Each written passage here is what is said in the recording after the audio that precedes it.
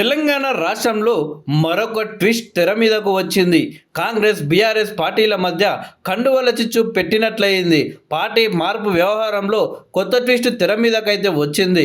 PSC chairman ప్రకటన తర్వాత రెండు పార్టీల్లో పొలిటికల్ వార్ ఊపందుకుంది. అర్హత లేని వ్యక్తికి పిఎస్సి చైర్మన్ ఎలా ఇస్తారని బీఆర్ఎస్ లీడర్లు ప్రశ్నిస్తుండగా, ఎంపిక అంశంలో బీఆర్ఎస్ రాజకీయం చేస్తుందని ఎమ్మెల్యే అరకపూడి గాంధీ ఆశ్చర్యకరంగా స్పందించారు. తాను ప్రతిపక్ష ఎమ్మెల్యేగానే కొనసాగుతున్నానని, ఆ పదవికి అర్హుడినేనని అందరికీ షాక్ ఇచ్చారు. సీఎం రేవంత్ను కేవలం డెవలప్మెంట్ కోసమే కలిశానని, ఆ సమయంలో సాంప్రదాయ దేవుడి కండువా కప్పారని ఆసక్తికరంగా వెల్లడించారు.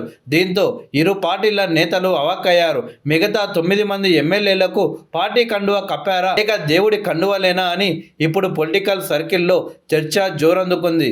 ఎమ్మెల్యేలందరివి సాంప్రదాయ కండువలేనని సన్నిహితుల వద్ద వాపోతున్నట్టు తెలిసింది.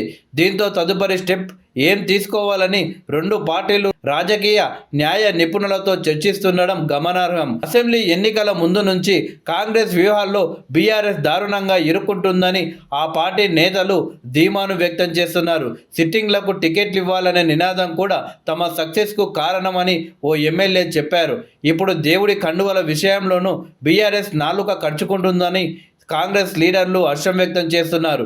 బీఆర్ఎస్ కాంగ్రెస్ లీడర్ల మధ్య కండువల రాజకీయం తెర మీదకు వచ్చింది. సోషల్ మీడియాలో రెండు పార్టీల మధ్య విమర్శల పర్వం కొనసాగుతుంది. 3 రంగుల ఉన్నంత మాత్రాన కాంగ్రెస్ కండువాని భావించడం కరెక్ట్ కాదని కాంగ్రెస్ నేతలు సోషల్ మీడియా ప్లాట్ఫామ్లలో స్పందిస్తున్నారు. దీనికి కౌంటర్గా ఆయా ఎమ్మెల్యేలు హస్తం కండువాలు కప్పుకున్నారని బీఆర్ఎస్ తన సోషల్ మీడియా ప్లాట్ఫామ్లలో కొన్ని ఫోటోలను షేర్ చేస్తుంది. ఇలా రెండు పార్టీల మధ్య ఇప్పుడు విచిత్ర స్టైల్లో వాగ్వాదాలు కొనసాగుతున్నాయి. పైగా పార్టీ ఫిరాయింపులపై హైకోర్టు ఇచ్చిన తీర్పు కూడా బీఆర్ఎస్కు అనుకూలంగా ఉంది. దీంతో అరకపూడి గాంధీ స్టైల్లోనే మిగతా 8 మంది ఎమ్మెల్యేలంతా సర్వం ఎత్తుకుంటున్నట్లు తెలిసింది. అసెంబ్లీ ఎలక్షన్స్లో కాంగ్రెస్ పవర్లోకి వచ్చిన తర్వాత దానం నాగేందర్, కడియం శ్రీహరి, తెల్లం వెంకట్రావు, పోచారం శ్రీనివాసరెడ్డి, సంజయ్ కుమార్, కాళే యాదయ్య, బండ్ల కృష్ణమోహన్ రెడ్డి, అరకపూడి గాంధీ, గూడెం మహిపాల్ రెడ్డి, ప్రకాష్ గౌడ్లు సీఎంను ప్రత్యేకంగా కలిసి పార్టీలో చేరినట్లు గతంలో ప్రకటించారు.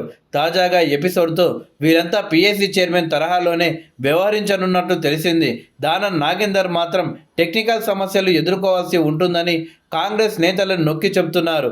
కాంగ్రెస్ బీఫామ్పై ఎంపీగా పోటీ చేయడంతోనే ఆయనకు ఈ పరిస్థితి తలెత్తిందని కాంగ్రెస్ లీడర్లు పేర్కొంటున్నారు. ప్రతిపక్షంలోనే ఉన్నానని షేర్లింగంపల్లి ఎమ్మెల్యే అరకపూడి గాంధీ చేసిన వ్యాఖ్యలైతే సంచలనంగా మారాయి. తాను ఇంకా కాంగ్రెస్ కండువా కప్పుకోలేదని వెల్లడించారు. తనకు సీఎం రేవంత్ కప్పింది కాంగ్రెస్ కండువా కాదని, ఆలయానికి సంబంధించిన షాలు అని స్పష్టం చేశారు.